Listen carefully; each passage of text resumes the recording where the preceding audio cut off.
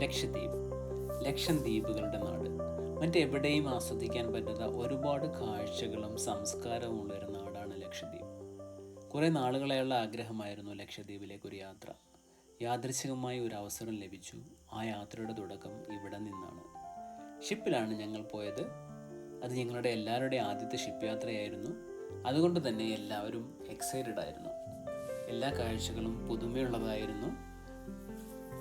MV Arabian sea എന്ന ഷിപ്പിലാണ് ഞങ്ങൾ കൊച്ചിയിൽ നിന്ന് കവരത്തിയിലേക്ക് യാത്ര തിരിച്ചത്. യാത്രക്കാരെല്ലാം ബോർഡിങ് ചെയ്തതിന് ശേഷം ടഗ് ബോട്ട് ഉപയോഗിച്ച് ഷിപ്പിനെ പതിയെ കടലിലേക്ക് വലിച്ചു നീക്കിയതിന് ശേഷം ഞങ്ങളുടെ യാത്ര ആരംഭിച്ചു. അങ്ങനെ ഞങ്ങൾ കൊച്ചിയിൽ നിന്ന് കവരത്തിയിലേക്കുള്ള യാത്ര തുടങ്ങി. ഷിപ്പിൽ ഞങ്ങൾ ബങ്ക് ക്ലാസ്സിലാണ് യാത്ര ചെയ്തത്.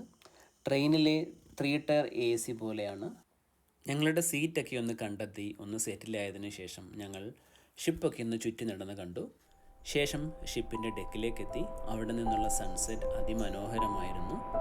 നല്ല കാറ്റ്, നോക്കത്താ ദൂരത്ത് പരന്ന് കിടക്കുന്ന കടൽ. ആ കാഴ്ചയെ കണ്ട് കുറേ നേരം അവിടെ തന്നെ തുടർന്നു ഞങ്ങൾ. കടൽ ശാന്തമായിരുന്നു. അതുകൊണ്ട് തന്നെ മറ്റു സീ സിക്നസ് ഒന്നും ആർക്കും ഉണ്ടായില്ല. ആമയും ജാനിയും അവരുടെ ആദ്യത്തെ ഷിപ്പ് യാത്ര ശരിക്കും എൻജോയ് ചെയ്യുന്നുണ്ടായിരുന്നു.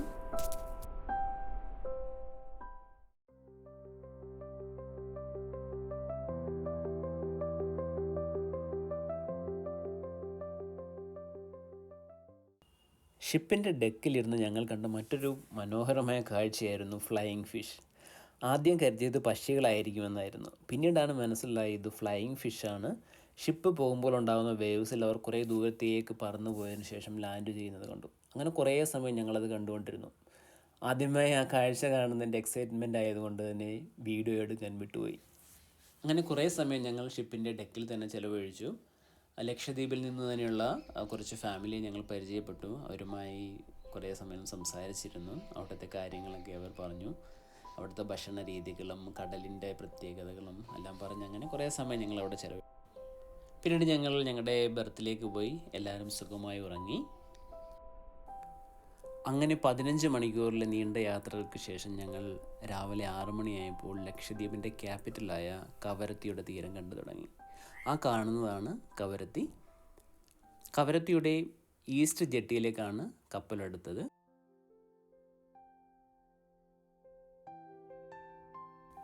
ഷിപ്പ് ഇറങ്ങിയപ്പോൾ ഞങ്ങളെ റിസീവ് ചെയ്യാനായി യാസീനും റേഷാദും ഉണ്ടായിരുന്നു. അങ്ങനെ അവരുടെ കൂടെ പെർമിറ്റുമായി പോലീസ് സ്റ്റേഷനിൽ പോയി എൻട്രി സൈൻ ചെയ്തു. ബാക്കി പ്രൊസീജിയറെല്ലാം കഴിഞ്ഞ് ഞങ്ങൾ റൂമിലേക്ക് പോയി. കവരത്തിയിലെത്തി ഞങ്ങൾ ആദ്യമായി പോയത് ഫിഷറീസ് ഡിപ്പാർട്ട്മെൻറ്റ് അണ്ടറിലുള്ള മറൈൻ മ്യൂസിയം ആൻഡ് അക്വേറിയം കാണാനാണ്. മത്സ്യങ്ങളുടെ സ്പെസിമെനുകളും ലക്ഷദ്വീപിൻ്റെ തനതായ സംസ്കാരം മനസ്സിലാക്കാൻ വരുന്ന കുറേ കാര്യങ്ങൾ ഇവിടെയുണ്ട്. വൈവിധ്യങ്ങളാർന്ന മത്സ്യങ്ങളുടെ സ്പെസിമെനെ കാണാൻ കഴിയും. കടൽ പാമ്പുകൾ മുതൽ തിമിംഗലം വരെ ഇതിൽപ്പെടും. ഇവിടുത്തെ മുഖ്യ ആകർഷണം ഭീമാകാരനായ സ്പേൺ വെയിലിൻ്റെ സ്കെൽട്ടൻ തന്നെയാണ്. 1989 കടമത്ത് ഐലൻഡ് തീരത്ത് അടിഞ്ഞ സ്പേം വെയിൽ ആണിത്. ഏകദേശം 10 മീറ്റർ നീളവും 8 ടൺ ഭാരവുമായിരുന്നു ഇതിന്. ഇതൊരു ടൂത്ത് ആൻഡ് വെയിൽ കാറ്റഗറിയിൽപ്പെട്ടതാണ്. സാധാരണഗതിയിൽ 20 മീറ്റർ നീളവും 40 ടൺ ഭാരവും ഉണ്ടാകുന്ന മാംസബുക്കായ വെയിലാണിത്.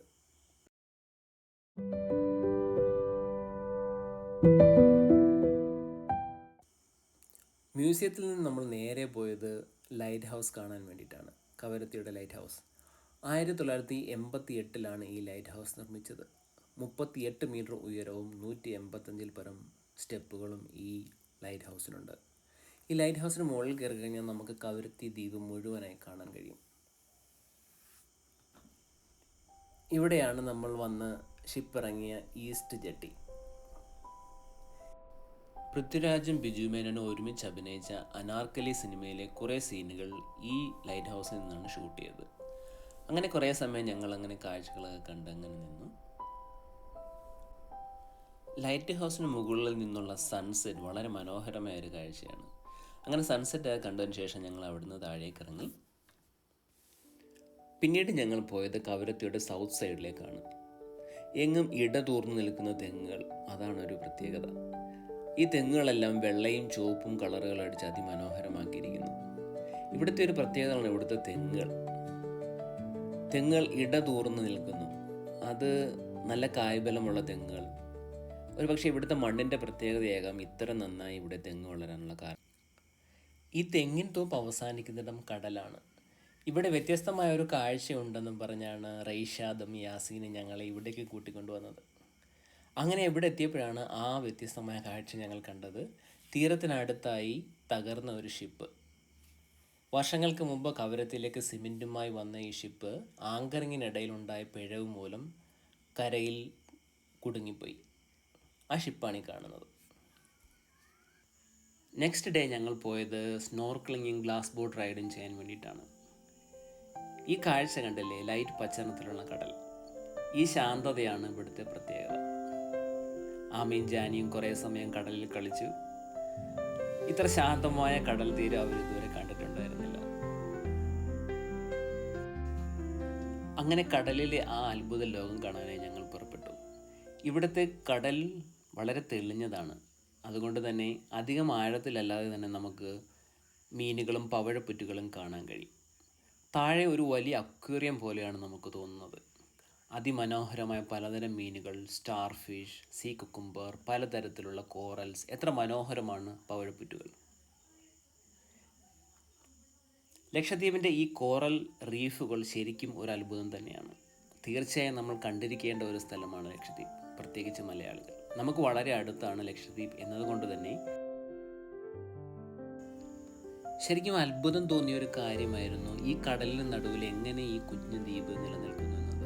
അതിനുള്ള ഉത്തരമാണ് ഈ കോറൽസ്. ഈ കോറൽസ് ശരിക്കും ഒരു വാൾ പോലെയാണ് ഈ ദ്വീപിനെ പ്രൊട്ടക്റ്റ് ചെയ്യുന്നത്. അങ്ങനെ ഗ്ലാസ് ബോട്ട് റൈഡ് തുടരുന്നതിനിടയിലാണ് ഞങ്ങൾ ആ കാഴ്ച കണ്ടത്. ഞങ്ങളുടെ ബോട്ടിന് തൊട്ടടിയിലായി സ്ക്യൂബ ചെയ്യുന്ന ഒരു സ്ക്യൂബ ഡൈവർ. അപ്പോഴാണ് റൈഷാദ് നമ്മളോട് പറയുന്നത് നെക്സ്റ്റ് ഡേ നമ്മൾ ഈ ടീമിൻ്റെ കൂടെയാണ് സ്ക്യൂബ ഡൈവിങ് ചെയ്യാൻ പോകുന്നുള്ള കാര്യം. അങ്ങനെ ഗ്ലാസ് ബോട്ട് റൈഡ് അങ്ങനെ തുടർന്നുകൊണ്ടിരുന്നു. വിവിധ തരങ്ങളായ പല നിറങ്ങളിലുള്ള പവഴപ്പുറ്റുകൾ.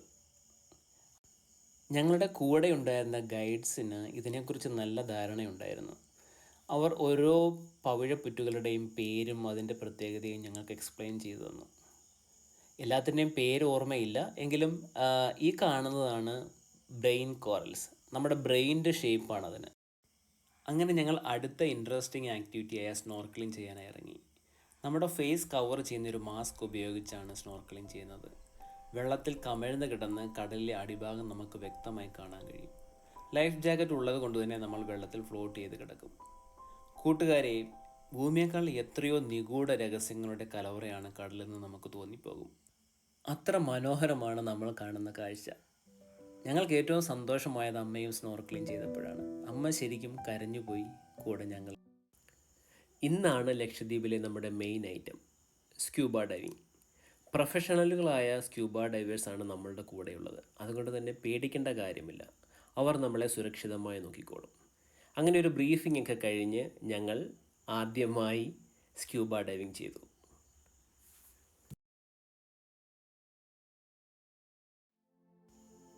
കടലിൻ്റെ അടുത്തിട്ടൊരു മഹാ അത്ഭുതമാണ്. വെള്ളത്തിനടിയിലെ ഈ മൗനം, ഈ കാഴ്ചകൾ നമ്മളെ മറ്റൊരു ലോകത്തേക്ക് കൂട്ടിക്കൊണ്ടുപോകും. ഇന്ത്യയിലെ തന്നെ one of the best deep sea diving ലൊക്കേഷനാണ് ലക്ഷദ്വീപ്.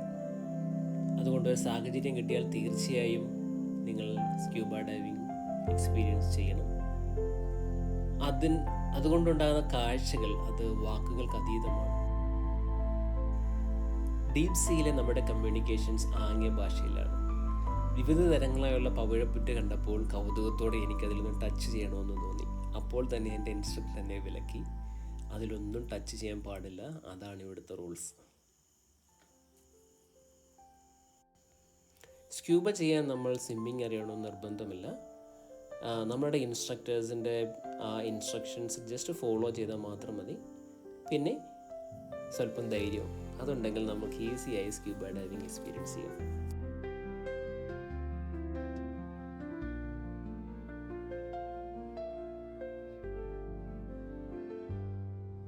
ദേഹത്ത് മഞ്ഞ ലൈറ്റ് കത്തിച്ചതുപോലുള്ള കുറേ നല്ല മീനുകൾ.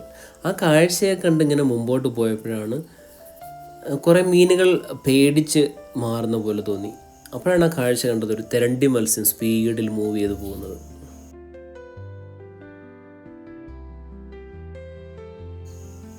ലക്ഷദ്വീപിലെ തന്നെ one of the best diving ലൊക്കേഷനാണ് കവരത്തി. ഇവിടെ മികച്ച ഡൈവിംഗ് സ്കൂളുകളും വിദഗ്ധരായ ഇൻസ്ട്രക്ടേഴ്സുമാരുമുണ്ട്. കടലിൻ്റെ ആഴങ്ങളിലേക്ക് ഇറങ്ങുന്ന നമ്മൾ കാണുന്നത് മറ്റൊരു ലോകമാണ്. പാരറ്റ് ഫിഷ്, ക്ലോൺ ഫിഷ് തുടങ്ങി ആയിരക്കണക്കിന് ഇനങ്ങളിലുള്ള മത്സ്യങ്ങൾ. പവിഴപ്പറ്റുകളുടെ ഇടയിലൂടെ നീന്തുന്ന കടലാമയെ തൊട്ടടുത്ത് കാണാൻ പറ്റും. ലക്ഷദ്വീപിൽ ഡൈവിംഗ് ചെയ്യുന്നുള്ള മികച്ച സമയം ഒക്ടോബർ മുതൽ മെയ് പകുതി വരെയാണ്. ചിലവ് ഏകദേശം 3,000 to 5,000 റുപ്പീസാണ്. സാധാരണയായി 10 വയസ്സിന് മുകളിലുള്ളവർക്ക് ഡൈവിംഗ് ചെയ്യാൻ പറ്റും. പ്രത്യേകം ശ്രദ്ധിക്കേണ്ട മറ്റൊരു കാര്യം, കടലിനടിയിലെ കാഴ്ചകൾ ആസ്വദിക്കുമ്പോൾ പവിഴപ്പുറ്റുകൾ സ്പർശിക്കാനോ കേടുപാടുകൾ വരുത്താനോ പാടില്ല. പരിസ്ഥിതി സൗഹൃദമായ ടൂറിസമാണ് ലക്ഷദ്വീപിൻ്റെ പ്രത്യേകത.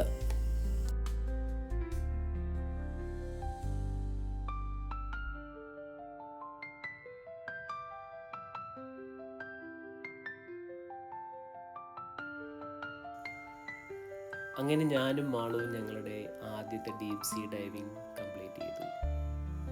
കടലിനടുത്തിട്ട് ഒരു മഹാത്ഭുതമാണ് വെള്ളത്തിനടിയിലെ കാഴ്ചകൾ. ഇത് ഞങ്ങളുടെ ജീവിതത്തിലെ ഏറ്റവും മികച്ച ഒരു അനുഭവമായിരുന്നു.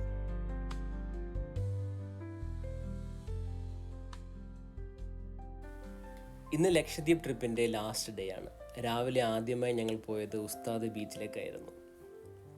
നല്ല സ്ഫടികം പോലെ ക്ലിസ്റ്റർ ക്ലിയർ ആയിട്ടുള്ള വെള്ളം, പഞ്ചാര മണൽ, തിരക്കും ബഹളവുമില്ലാത്ത ശാന്തമായ ഒരു ബീച്ച്. അതാണ് ഉസ്താദ് ബീച്ച്. അവിടെ കുറേ സമയം ഞങ്ങൾ ടൈം സ്പെൻഡ് ചെയ്തു. അതിനുശേഷം ഞങ്ങൾ അവിടെ നിന്നും ഏകദേശം ഒരു 1/2 കിലോമീറ്റർ ഈ കടലിലൂടെ കയാക്കിംഗ് ചെയ്തു. അതൊരു എക്സെപ്ഷണൽ എക്സ്പീരിയൻസ് ആയിരുന്നു. ഇത്ര ക്രിസ്റ്റൽ ക്ലിയർ ആയിട്ടുള്ള ഈ കടലിൽ കൂടെയുള്ള ആ ഒരു കയാക്കിങ്ങിന് ശേഷം ഞങ്ങൾ പോയത് ഒരു പ്രൈവറ്റ് ബീച്ചിലേക്കാണ്. അതൊരു പ്രൈവറ്റ് പ്രോപ്പർട്ടിയാണ്. അതിനോട് ചേർന്ന് അതിമനോഹരമായ ബീച്ച്. അവിടെ റെസ്റ്റ് ചെയ്യാനും മറ്റുമുള്ള സൗകര്യങ്ങളുണ്ട്. അതുകൊണ്ട് തന്നെ കയാക്കിങ്ങിന് ശേഷം ഞങ്ങൾ ഇവിടെ എത്തിയൊന്ന് റെസ്റ്റ് ചെയ്തു കുറച്ച് സമയം. അതിനുശേഷം കുട്ടികളും എല്ലാവരുമായി ബീച്ചിലേക്ക് ഇറങ്ങി. കുട്ടികൾ ശരിക്കും എൻജോയ് ചെയ്യുന്നുണ്ടായിരുന്നു ഈ മൊമെൻറ്റ്സ്. അവർ ശരിക്കും പാടുകയും ഡാൻസ് കളിക്കുകയും അങ്ങനെ അതിമനോഹരമായിരുന്നു ആ ഒരു മൊമെൻറ്റ്സ്. ശേഷം എല്ലാവരും കടലിൽ വിസ്തരിച്ചൊരു കുളിയും പാസ്സാക്കി. കടലിലെ കുളിയെല്ലാം കഴിഞ്ഞപ്പോൾ എല്ലാവർക്കും നല്ല വിശപ്പായി. അപ്പോഴേക്കും ഇട്ട് ബന്ധതുമായി റൈഷാദ് എത്തിയിരുന്നു. ഇട്ട് ബന്ധത് ലക്ഷദ്വീപിലെ ഒരു തനത് ഭക്ഷണമാണ്. ടൂണ ഫിഷും റൈസും കൂടി ചേർന്ന ഇത് നമ്മുടെ ഇറച്ചിച്ചോറ് പോലെയാണ്. പക്ഷേ രുചി പറഞ്ഞറിയിക്കാൻ പറ്റില്ല. വലിയ മാളുകളോ തിരക്കേറിയ നഗരങ്ങളോ തിരക്കേറിയ റോഡോ ഇവിടെയില്ല. പകരം സ്ഫടികം പോലെ തെളിമയുള്ള കടൽ വെള്ളവും പവിഴപ്പുറ്റുകളും പിന്നെ സ്നേഹിക്കാനും സൽക്കരിക്കാനും മാത്രം അറിയാവുന്ന കുറേ നല്ല മനുഷ്യരുമുള്ള ഒരു നാട്. അതാണ് ലക്ഷദ്വീപ്. അവിടുത്തെ മണലിൽ ഇരിക്കുമ്പോൾ തിരിച്ചറിയും ജീവിതം എത്ര ലളിതവും മനോഹരവുമാണെന്ന്. ലക്ഷദ്വീപിൻ്റെ സംസ്കാരം തനത് മലബാറിൻ്റെയും അറബ് ലോകത്തിൻ്റെയും സമഗ്രമായ ഒരു മനോഹര രൂപമാണ്. ഇവിടുത്തെ ജീവിതത്തിന് തിരമാലകളുടെ താളമാണ്. ഭക്ഷണപ്രേമികൾക്ക് ലക്ഷദ്വീപ് ഒരു സ്വർഗമാണ്. ലക്ഷദ്വീപുകാർ നല്ല സർക്കാർ പ്രിയരും. ഒരുപാട് നല്ല ഓർമ്മകൾ സമ്മാനിച്ച ലക്ഷദ്വീപിനും റൈഷാദിനും യാസീനും അവരുടെ കുടുംബങ്ങൾക്കും 1000 നന്ദി.